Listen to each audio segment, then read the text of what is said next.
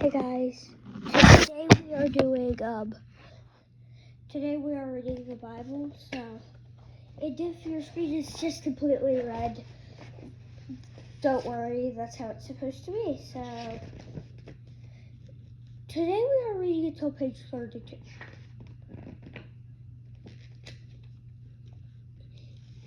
Creation. In the beginning there was only darkness. God created the heavens and the earth, but the earth was empty and dark.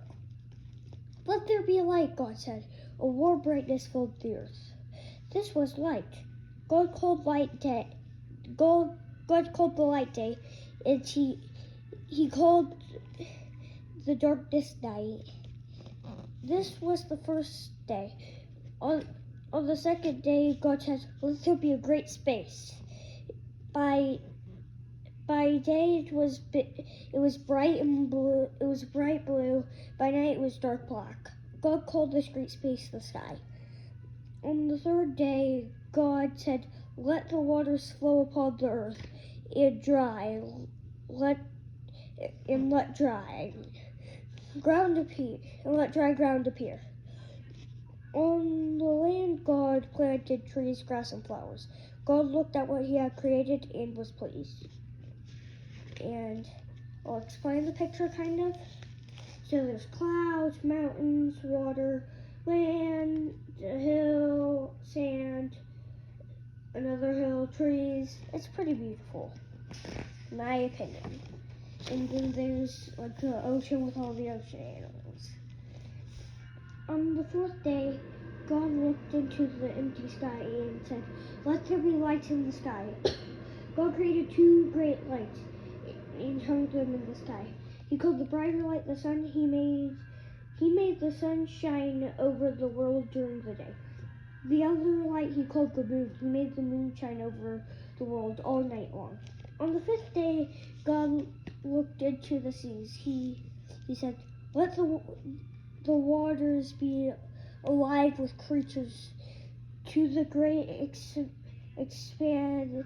expanse of water." God added creatures of all colors.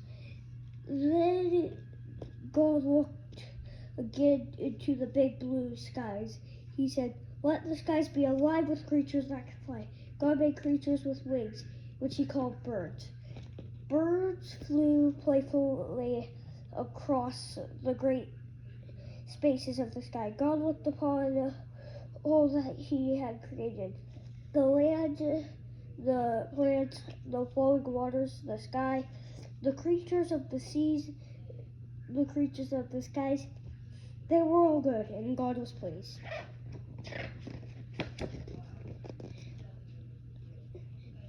On the sixth day, God said, "Let there be creatures to live upon land." God created the animals that roamed the earth. Some were small, others were tall. Some lived in the ground, some stayed up in trees. In the fields, God placed cows and sheep, horses and buffalo, rabbits and mice. Soon the woods were filled with scurrying squirrels, fast foxes, web-spinning spiders, and incredibly tiny insects that are so small that no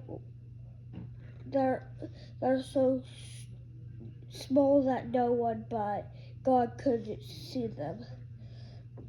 The jungles came alive with fierce tigers, chattering chimpanzees, prancing deer, and trumpeting elephants. There were animals with long necks and others with stripes and spots. There were animals who came out at night and animals who would sleep all winter. God created so many animals. Every animal was special in its own way. God wanted creatures to grow and have babies. And God created another creature on that sixth day. He called this creature man.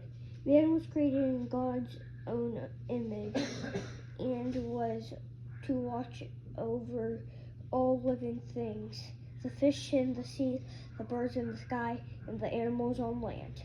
This is how God created the world from nothing. From darkness he created light, from emptiness he created life. Each thing that God created was good, and he was very pleased.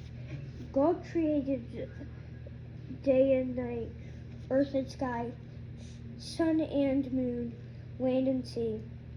He made all the all the plants that grow,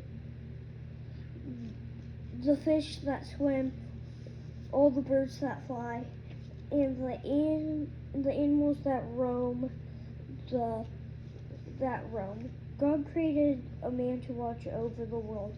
He made him from the he watched over the world he had made from the heavens. God looked up at his creation. He saw it was very good. God blessed the seventh day and made it holy. On the seventh day, God's work was done. And he rested. That's it for the creation. We will read more tomorrow.